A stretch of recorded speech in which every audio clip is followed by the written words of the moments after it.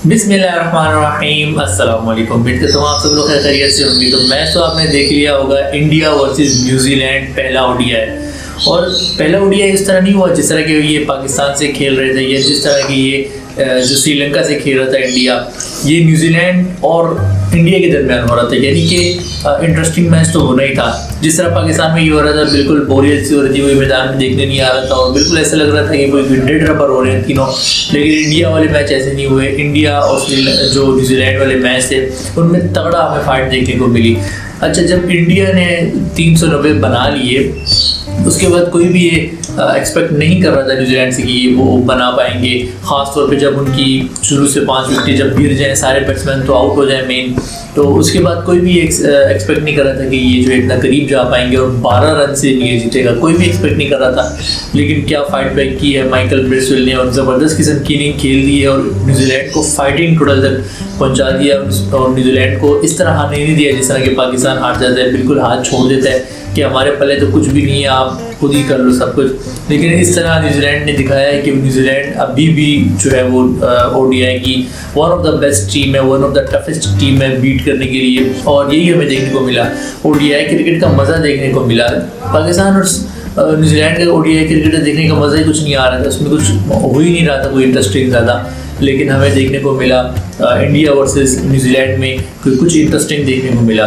अच्छा, हमने बहुत सारी जो है वो ह्यूज बातें हो रही थी कि विराट कोहली कुछ करेंगे, रोहित शर्मा कुछ करेंगे, हार्दिक पांड्या वापस आए हैं वो कुछ करेंगे, सूर्य कुमार यादव वापस आए हैं वो कुछ करेंगे। लेकिन यहाँ पर सब पे बाजी ले गए हैं शुभमन गिल। 200 रन की बंदे ने इनिंग खेल दी है यार, 200 रन की। और कुछ ही लोग हैं दुनिया में जिन्होंने 200 रन बनाए हैं। उसमें शुगर है कि हमारा एक बंदा फ़खर जमान बीच में आता है कि जिसने 200 रन ओडीआई में बनाए हैं। वो अलग बात है कि जिम्बाब्वे के खिलाफ बनाया, लेकिन बनाए तो है ना भाई।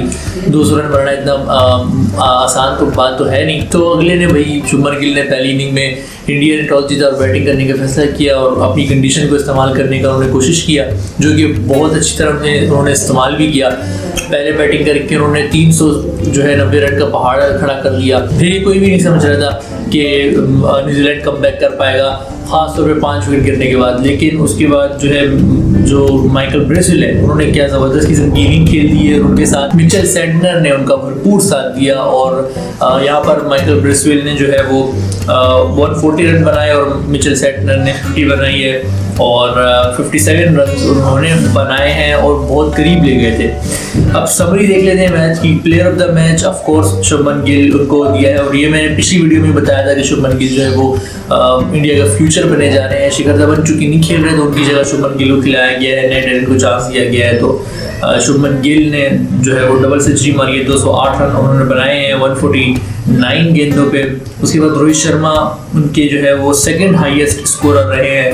Rohit Sharma 34 second highest score है इंडिया की बैटिंग लाइनअप में और हाईएस्ट स्कोर बैटिंग लाइनअप में इंडिया की 208। तो कितना ज़्यादा फ़र्क है। रोहित शर्मा दूसरे नंबर पे, तीसरे नंबर पे सूर्य कुमार यादव 31 रन उन्होंने बनाए हैं। बाकी कोई भी खातिर खा बैटिंग नहीं कर सका। वो एक हार्दिक पांड्या का जो है वो कंट्रोवर्शियल आउट दे दिया गया, मुझे नहीं लगता कि वो आउट था लेकिन वो आउट दे दिया गया। उसके बाद जो है बॉलिंग में डैरेल मिचेल उन्होंने जो ये जो ऑलराउंडर हैं इन्होंने 2 विकेटें ली हैं, 5 रन कराए और 30 रन इन्होंने दिए हैं। हेनरी शिपली ये इनके जो है वो डेब्यूटेंट थे पाकिस्तान के खिलाफ और इन्होंने जो है वो 2 विकेटें ली हैं, 74 रन इन्होंने दिए हैं 9 ओवर में। और मिचेल सैंटनर ने एक ही विकेट हासिल की है, विराट कोहली की विकेट हासिल की है।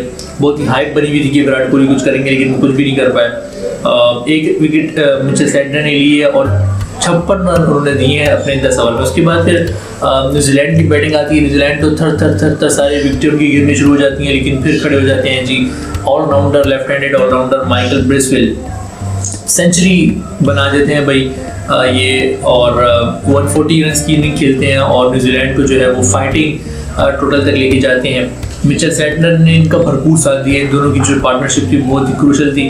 57 रन इन्होंने बनाए और फिन एलन ने शुरू में अच्छी शुरुआत दी इनको।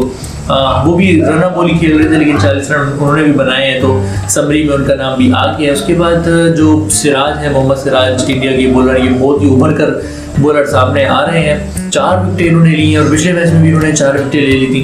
46 रन इन्होंने दिए हैं, 10 ओवर इन्होंने कराए। कुलदीप यादव ने 2 विकेटें लिए हैं और 43 रन इन्होंने दिए हैं, 43 रन, 8 ओवर कराए हैं।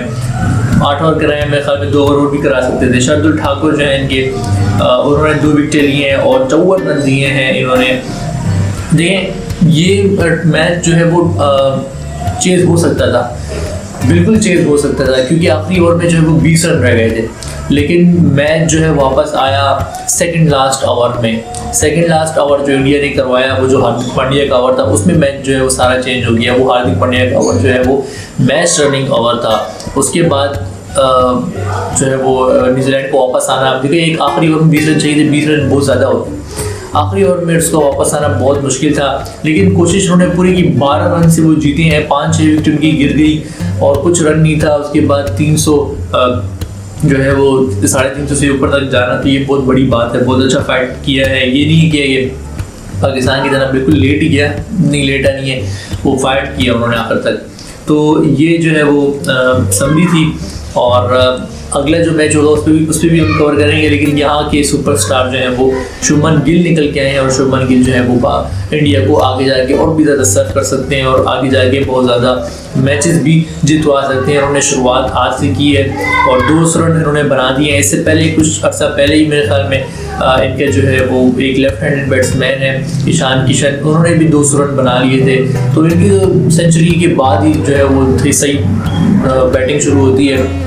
हमारे सेंचुरी के बाद जो है पुश हो जाते हैं और इनके सेंचुरी के बाद जो है वो छक्के चौके मारना शुरू करते हैं। तो ये जो है वो समरी थी इंडिया वर्सेस न्यूजीलैंड की।